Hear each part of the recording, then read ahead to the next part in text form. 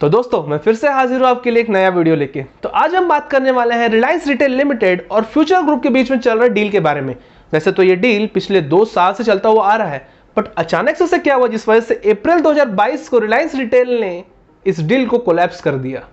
और ये भी जानेंगे कि इतने प्रॉफिट जनरेट करने वाला बिजनेस आखिर बैंकरप्ट होने के कगार में कैसे आ गया। तो इन आने वाले कुछ मिनट में आप जानेंगे स्टार्टिंग से लेकर अभी तक के सारे अपडेट्स फ्यूचर ग्रुप को लेके। तो बिना किसी देरी की वीडियो को शुरू करते हैं। तो मेरा नाम है साई किरण, आप सभी का बहुत बहुत स्वागत है मेरे आज के इस वीडियो में। तो हम सबसे पहले ये जानेंगे कि आखिर फ्यूचर ग्रुप की शुरुआत कैसे हुई। फ्यूचर ग्रुप की शुरुआत की है किशोर बयानी जी ने। किशोर जी 1980s में अपना ग्रेजुएशन को पूरा किया। इसके बाद वैसे तो उनकी फैमिली बिजनेस में थी, बट वो बिजनेस नहीं करना चाहते थे क्योंकि उनके इरादे कुछ अलग थे, उनको कुछ बड़ा करना था।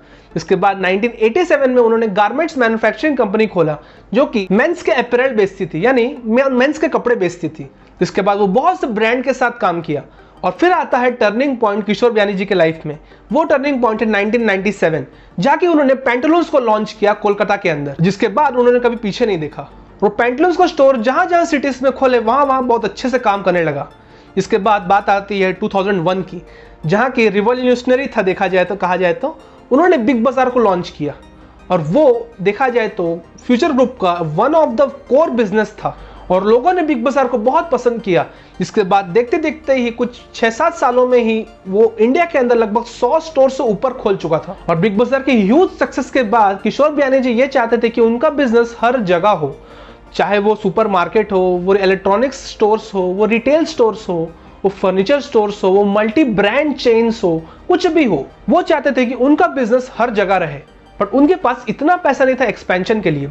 तो कोई भी कंपनी एक्सपेंशन के लिए पैसा तो लगेगा ही लगेगा। तो किशोर जी के पास भी 2 ऑप्शन थे, एक या तो आईपीओ डाल के मार्केट में आके स्टॉक मार्केट से पैसा उठाए और दूसरा यह था कि कोई बैंक से डेप्ट ले। तो किशोर जी ने यह चुना क्योंकि ना बैंक से डेप्ट लिया जाए और डेप्ट भी ह्यूज लिए, जिसके बाद एक्सपेंशन तो बहुत अच्छे से हुआ 1-2 साल तक। पर उसको किशोर बयानी जी की कंपनी यानी फ्यूचर ग्रुप सस्टेन नहीं कर पाई क्योंकि खर्चे इतने बढ़ रहे थे कि उनको मैनेज करना बहुत मुश्किल हो रहा था। तो अब बात आती है 2007 और 8 की, जहां की किशोर बयानी जी के फ्यूचर ग्रुप ने लॉन्च किया इंश्योरेंस कंपनी। तो ये कहा जाए तो एक बहुत बड़ा गलत डिसीजन था फ्यूचर ग्रुप के लिए, क्योंकि आपको तो पता ही होगा 2008 को क्या हुआ था, इकोनॉमिक क्राइसिस। जिसके बाद तो कंपनी बहुत चरमरा सी गई थी, जिसकी फाइनेंशियल कंडीशन उतने अच्छे नहीं थे। जिसके बाद जहां एक्सपेंशन किया गया उन स्टोर्स को भी बंद करना पड़ा। मतलब एक्सपेंशन तो ठीक है, बट बिजनेस को इतना डाइवर्सिफाई कर दिया गया कि उस पर ध्यान नहीं दे पा रहे थे। और धीरे धीरे करके ये नौबत आ गई कि डेब्ट्स यानी लोन को पे करने के लिए उनको अपना बिजनेस को सेल करना पड़ा। और वो बिजनेस और कुछ नहीं, पैंटालून्स था। पैंटालून्स के 55% शेयर्स को उन्होंने आदित्य बिरला ग्रुप को बेच दिया और वो भी 1600 करोड़ में। तो सोचिए कितनी बुरी स्थिति थी कंपनी की वो टाइम से ही। और जिसके बाद धीरे धीरे एंट्री मारने लगे डी मार्ट, राधा कृष्ण दमानी का कंपनी, और जिसके बाद रिलायंस रिटेल लिमिटेड भी आने लगा। तो कंपटीशन बहुत बढ़ गया था मार्केट में और वो अपना रेवेन्यू उतना जनरेट नहीं कर पा रहे थे क्योंकि उनके डेब्ट्स इतने बढ़ चुके थे। तो अब बात आती है 30 सितंबर 2019 की, जहां ये बताया गया कि कंपनी के ऊपर 12,778 करोड़ का लोन है जो कि कंपनी को बैंक को चुकाना था। और इसमें से majority of loan future retail से था और फ्यूचर इंटरप्राइजेस से था, जो कि फ्यूचर ग्रुप का ही है। और इसके बाद आता है 2020। तो आपको तो पता ही होगा कि 2020 हर एक बिजनेस के लिए कितना संघर्षपूर्ण रहा। कुछ बिजनेस उठ गई, कुछ बिजनेस नीचे गिर गई, और नीचे गिरने वाले बिजनेस में ये भी शामिल था फ्यूचर ग्रुप भी। पेंडेमिक के आने से पहले इसका एक शेयर का प्राइस था 300 और पेंडेमिक के आने के बाद इसका एक शेयर का प्राइस हो गया 64। तो सोचिए शेयर में 80% की गिरावट आई। और जिसके बाद एक भी ऐसा महीना नहीं था जहां की कंपनी ने अपने ड्यूज को ऑन टाइम पे किया हो, क्योंकि हर टाइम कोई ना कोई न्यूज हेडलाइन आता ही था कि कंपनी ने इतना ड्यू को मिस कर दिया करके। और कंपनी का हालत इतना बिगड़ने लगा कि अगस्त 2020 में उनको एक नोटिस आया जिसमें यह था कि 100 करोड़ इंटरेस्ट पे करना है कंपनी को उनके फॉरेन बॉन्ड्स के ऊपर। अगर कंपनी ये पे नहीं करती तो कंपनी को डिफॉल्ट करार करा दिया जाएगा। तो सोचिए 100 करोड़ सिर्फ इंटरेस्ट पे करना था कंपनी को, तो कितना उसके ऊपर डेब्ट था वो देखिए।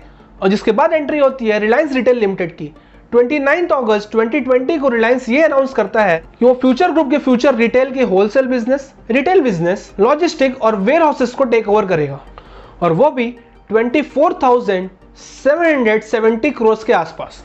और ये डील फ्यूचर ग्रुप के लिए यानी फ्यूचर ग्रुप के फ्यूचर रिटेल के लिए बहुत फायदेमंद था। पर यहाँ बीच में आ गया अमेजोन। तो इस बीच में बात यह आती है कि आखिर अमेजोन इसके बीच में क्यों आ गया। तो इसके पीछे एक रीजन है।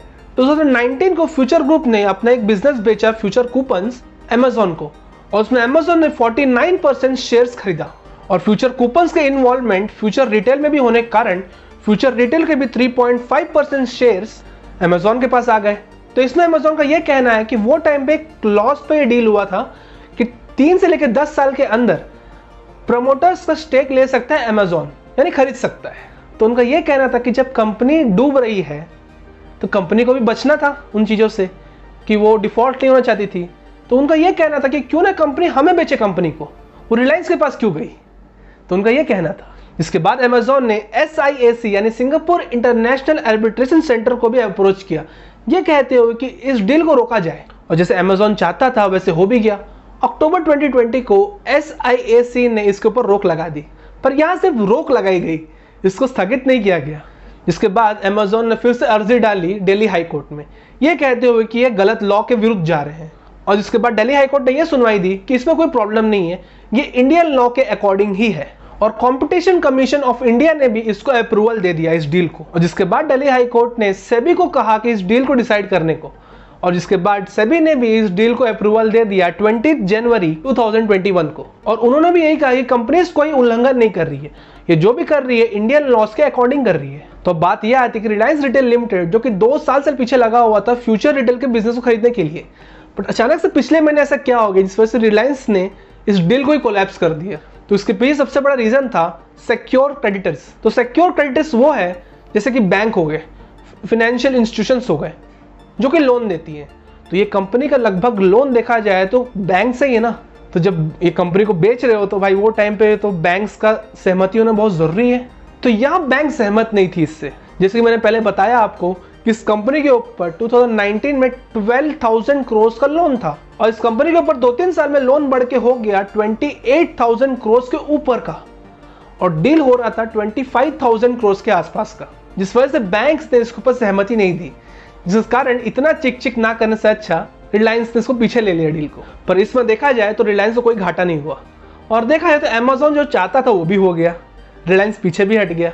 तो अब आपके दिमाग में ये आ रहा होगा कि रिलायंस रिटेल के लिए क्या फायदा है। तो फायदा ये है कि इन 2 सालों के बीच रिलायंस रिटेल ने फ्यूचर रिटेल के 900 स्टोर्स को टेक ओवर कर चुका है। जी हाँ, आपने सही सुना। और बहुत से ऐसे स्टोर्स है जहां की फ्यूचर रिटेल रेंट पे नहीं कर पा रहा था, तो वहां भी रिलायंस आके खड़ा हो गया कि मैं पे कर दूंगा भाई। तो उसका लीज भी रिलायंस रिटेल के ऊपर चले गया। तो अब देखा जाए तो बिजनेस फ्यूचर रिटेल के हैं, बट लगभग बिजनेस कंट्रोल टोटल हो गया है रिलायंस रिटेल के ऊपर। तो इस वजह से रिलायंस रिटेल को भी कोई दिक्कत नहीं है भाई, उनको पास जो आना था वो तो आ चुका है। तो अब बात यह आती है कि क्या कंपनी बैंकक्रप्ट होने वाली है।